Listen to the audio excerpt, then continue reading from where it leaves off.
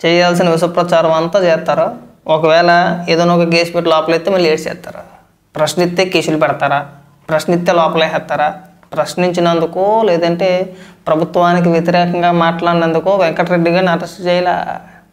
వాడి నోటి దూల కొలిది ఏది పడితే అది మాట్లాడితే కేసులు పెట్టుకుంటే ఎలా ఉంటారండి?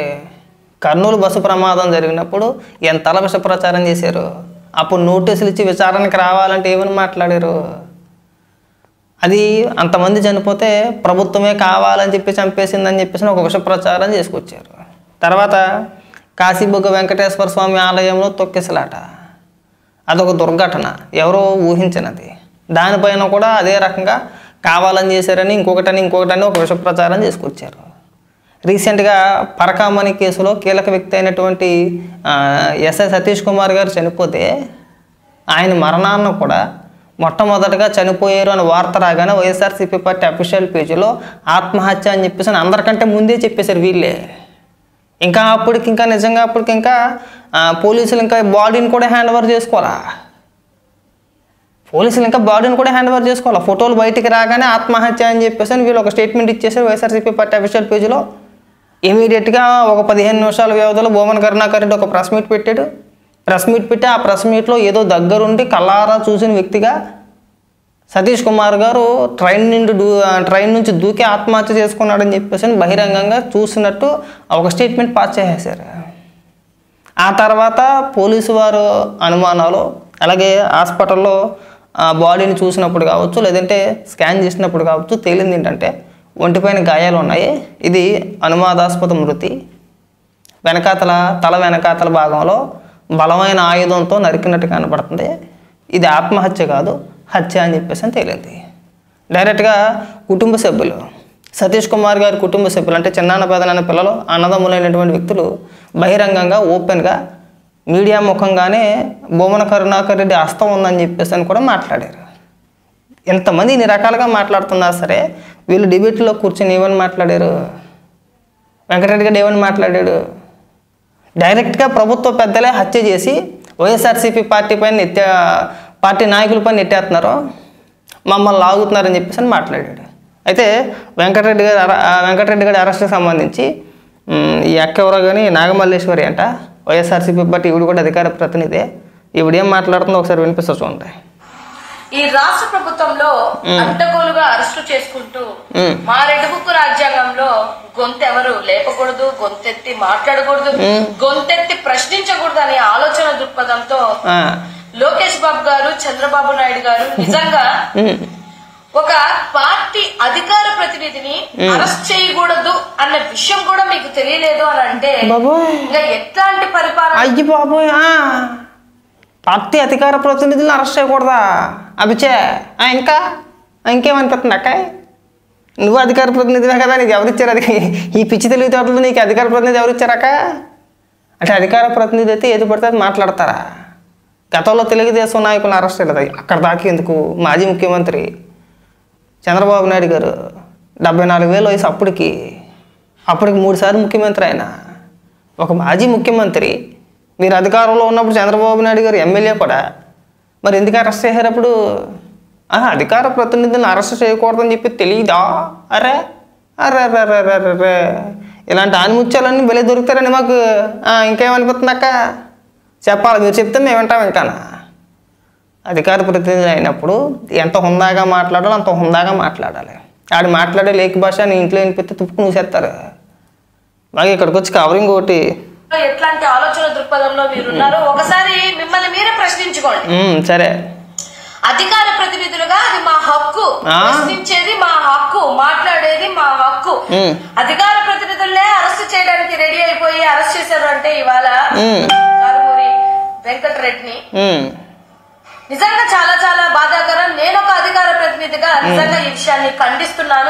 గొప్ప అధికార ప్రతినిధి నువ్వు ప్రశ్నించవచ్చు, మాట్లాడచ్చు, కానీ విష ప్రచారాలు చేసి ఆరోపణలు చేయకూడదు. హత్య ఆరోపణలు చేశాడు. అక్కడ ఒక వ్యక్తి చనిపోతే విచారణ దశలో ఇంకా విచారణ జరుగుతుండగా వైఎస్ఆర్సీపీ పార్టీ అధిష్టానం ఆదేశాల మేరకు ఆత్మహత్య అని చెప్పిన ఒకడో, హత్య అని చెప్పేసి ఒకడో, తిరిగి హత్య అని తేలిన తర్వాత ప్రభుత్వం పైకి నెట్టేసి డైరెక్ట్గా ప్రభుత్వమే చేసిందని చెప్పేసి ఒక వీడియో రిలీజ్ చేసేసి వదిలేసాడు. అంతే, వినిపిస్తుంది. అది కూడా నువ్వు మాట్లాడిందంతా అయిపోయిన తర్వాత ఆ వీడియో కూడా వినిపిస్తా. ఉండదా అరెస్ట్కి ఒక నోటీస్ ఉండదా? ఉంటది. ఒక నోటీస్ లేకుండా అడ్డగోలుగా హైదరాబాద్ లో ఉన్నటువంటి తన నివాసానికి వెళ్ళిపోయి భార్యని పిల్లల్ని అందరినీ బెదిరించేసి వాళ్ళ ఫోన్లు కూడా లాక్కొని హుటాహుటిగా అతన్ని అరెస్ట్ చేసుకొని తీసుకొని వెళ్ళారు. ఎక్కడ తీసుకెళ్లారు, ఏం తీసుకెళ్లారో కూడా చెప్పరు. సో ఇలా ఉందన్నమాట మీ పరిపాలన. మరి ఇది చంద్రబాబు నాయుడు గారి ఆలోచన లేకపోతే లోకేష్ బాబు గారి ఆలోచన అనేది నాకైతే తెలియదు కానీ సార్, ఇన్ని రాజకీయ సంవత్సరాలలో ఇన్ని రాజకీయ చరిత్రలలో అధికార ప్రతినిధుల్ని జర్నలిజంలో జర్నలిస్టులని అడ్డగోలుగా ఐఏఎస్ని ఐపీఎస్ని పోలీసుల్ని ఇట్లా అరెస్ట్ చేసుకొని వెళ్ళిపోయినటువంటి తీరు నేనైతే ఎక్కడ చూడండి. రాబో రోజులలో మీ అధికార ప్రతినిధుల్ని కూడా అరెస్ట్ చేయమన్నా సార్ మీరు ఒక బాట వేస్తారు. నీకు అసలు నాలెడ్జ్ నీళ్ళు. నువ్వు నన్ను అడిగితే ఏలుముద్ర బ్యాచ్ అనుకుంటా, ఆ బెటాలియన్ అనుకుంటా నేనైతే కనుక. అధికార ప్రతినిధి ఏమి కూడా రాజ్యాంగబద్ధమైన పదవి కాదు, అదొక పార్టీ పదవి అంతే. అధికార ప్రతినిధులైనంత మాత్రాన 2 కొమ్ములేవు రావు. ఎమ్మెల్యేలకి మాజీ ముఖ్యమంత్రికి దిక్కుముక్కు లేదు. మీరు అధికారంలో ఉన్నప్పుడు మీ పార్టీ ఎంపీ అయినటువంటి రఘురామకృష్ణరాజు గారిని అరెస్ట్ చేసి లోపలేసి కొడితేనే దిక్కుముక్కు లేదు. ఎంపీలు ఎమ్మెల్యేలు మాజీ ముఖ్యమంత్రుల కంటే అధికార ప్రతినిధి పదవి ఏమైనా ఎక్కువ? అదేమైనా రాజ్యాంగబద్ధమైన పదవా? అబ్బే నువ్వు ఈ పితపురతోటి ఈ లేఖితనంతో నువ్వు అధికార ప్రతినిధి ఎట్ట అయిపోయావు అక్కడ నాకు అర్థం కావట్లే. అధికార ప్రతినిధులను అరెస్ట్ చేయకూడదా? ఇంకేమైనా మాట్లాడతావు ఊరికే నవ్వుతుంది. చాలా దారుణం సార్ ఇలాంటి డెసిషన్స్. మరి మీరు ఆలోచించి తీసుకుంటున్నారో ఆలోచించకుండా తీసుకున్నారో అది మరి మీ విజ్ఞతకే వదిలేస్తున్నాను. కానీ వెంకటరెడ్డి గారికి పార్టీ సపోర్టు, మా అధికార ప్రతినిధుల support and core YSRCP support ఎట్టకేలగా ఉంటుంది. ఆల్రెడీ లీగల్ టీం కూడా అలర్ట్ అయింది. వాళ్ళ ఫ్యామిలీకి ఈ వీడియో ద్వారా తెలియజేస్తున్నాను, అమ్మ మీరేం కంగారు పడాల్సిన అవసరం లేదు, మనకు అండగా జగన్ అన్న ఉన్నారు. ఎందుకంటే వెంకటరెడ్డి ఎంతో కష్టపడి పార్టీకి అండగా నిలబడ్డారు. ఊరుకోమ్మ, ఆ వెంకటరెడ్డి వీడియో కూడా వినిపిస్తాను, ఒకసారి తరించు. మీరు అధికార ప్రతినిధులు, మాకు 2 కొమ్ములు ఉన్నాయి, మేము ఏదన్నా మాట్లాడుతున్నావు కదా. ఇగో మీ అధికార ప్రతినిధి మాట్లాడిన వీడియో సతీష్ కుమార్ గారి మరణం పట్ల ఆయన మరణాన్ని ప్రభుత్వానికి ఆపాదించి హత్యగా చిత్రీకరించి డైరెక్ట్గా ఓపెన్ స్టేట్మెంట్ మాట మీరే చేసారని చెప్పేసి అని మాట్లాడేసాడు.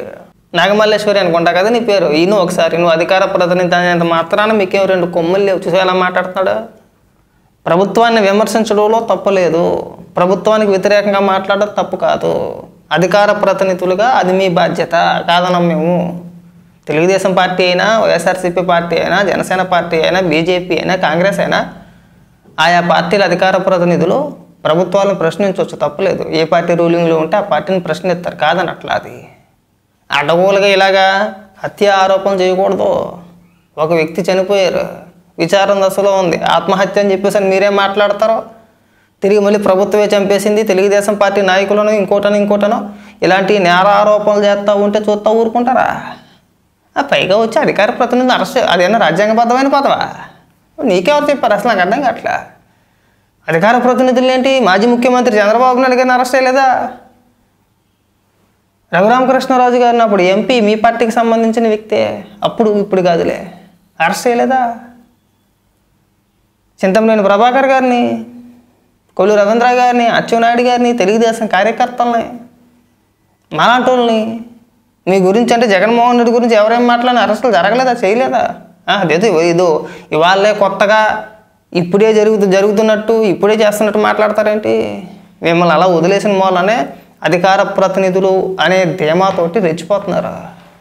మీకేవి 2 కొమ్ములు ఏవి లేవు, 4 ఇదేమి లేవు. మీకు మిమ్మల్ని అరెస్ట్ చేస్తారు, ఎవడ తప్పు మాట్లాడితే అని లోపలే వేస్తారు తీసుకెళ్ళి, కాదన్నట్లేదు. అది ఇలాంటి నిందలు వేసినప్పుడు ఒళ్ళు దగ్గర పెట్టుకుని మాట్లాడండి. అది మీరైనా, నువ్వైనా, ఆడైనా, ఇంకొకడైనా సరే. మనం ప్రభుత్వం పైన బురద చల్లుతున్నాం అని ఇంగితజ్ఞానం మీకు ఎలాగ ఉంటుంది కాబట్టి మాట్లాడేటప్పుడు కాస్త సోయలో ఉండి మనం ఇలాంటి ఆరోపణలు చేయకూడదు, రేపు పొద్దున ఇది పెద్ద ఇష్యూ అవుద్దని తెలుసుకుంటే ఇవాళ ఈ పరిస్థితి ఉండేది కాదేమో. అడ్డగోలుగా మాట్లాడేసింది కాకుండా ఇక్కడికి వచ్చి అధికార ప్రతినిధులను అరెస్ట్ చేయకూడదట. ఇంకా ఇలాంటి మాటలు మాట్లాడమాకండి.